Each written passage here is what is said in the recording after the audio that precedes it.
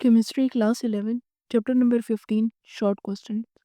First hand, define catenation and justify that this property of carbon is responsible for so large number of organic compounds. Catenation basically carbon-carbon bonds कहते हैं. इसको define करेंगे. Catenation is the ability of an element to form chains of its own atom, is a key property of carbon, and its strong C-C bonds यानी carbon-carbon bonds enable it to form a vast array of organic compounds. Definition of catenation में हम बताएंगे कि catenation refers to the self-linking of atoms of the same element to form chains. Second है carbon catenation ability. Carbon exhibit a remarkable ability to form long chains and complex structures through covalent bonds with other carbon atoms. Second है question है how was vital force theory rejected by Frederick Wohler?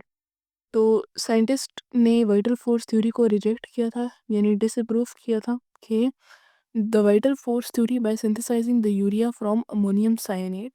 This experiment demonstrated that organic compounds could be created in a laboratory, not just by living organism.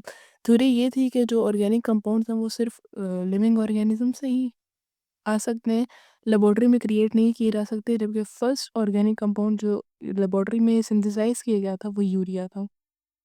Third है differentiate between saturated and unsaturated carbons. Saturated contain only single covalent bonds, while unsaturated hydrocarbon contain at least one or more double or triple carbon bonds. Three examples for each.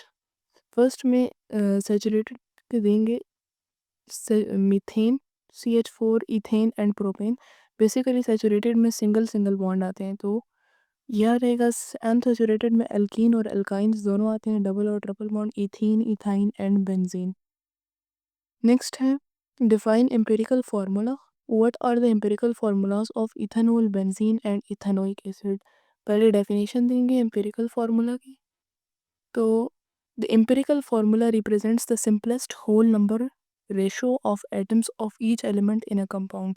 simplest whole number ratio देता है हर element का किसी भी एक compound में. एक compound में काफ़ी सारे elements होते हैं, दो या दो से ज़्यादा. While the molecular formula shows the actual number of atoms of each element in a molecule, the empirical formulas for अब जो उन्होंने पूछा था फर्स्ट है इथेनॉल. इथेनॉल का है CH2O, बेंजीन CH और इथेनोइक एसिड CH2O ही है. ठीक है. नेक्स्ट है deduce the molecular and empirical formula of the following compounds. अब वो कंपाउंड्स मैंने यहाँ पर बनाए नहीं है, लेकिन वो आप बुक से देख सकते हैं. जो कंपाउंड नंबर 1 है वो ब्यूटीन को रिप्रेजेंट कर रहा है, 4 कार्बन और 8 हाइड्रोजन एटम्स है due to the presence of double bond. Butene यानी कि उसमें एल्कीन का फंक्शन ग्रुप आ रहा है.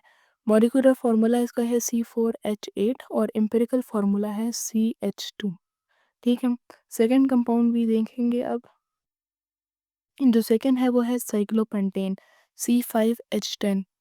5 मेंबर्ड रिंग है वो. ठीक है. मॉलिक्यूलर फार्मूला इसका है C5H10 और एम्पिरिकल फार्मूला CH2. जो थर्ड कंपाउंड है वो साइक्लोब्यूटेन को रिप्रेजेंट कर रहा है C4H8. 4 मेंबर्ड रिंग है. इसका मॉलिक्यूलर फार्मूला C4H8 है और एम्पिरिकल फार्मूला CH2 ही है. Thank you.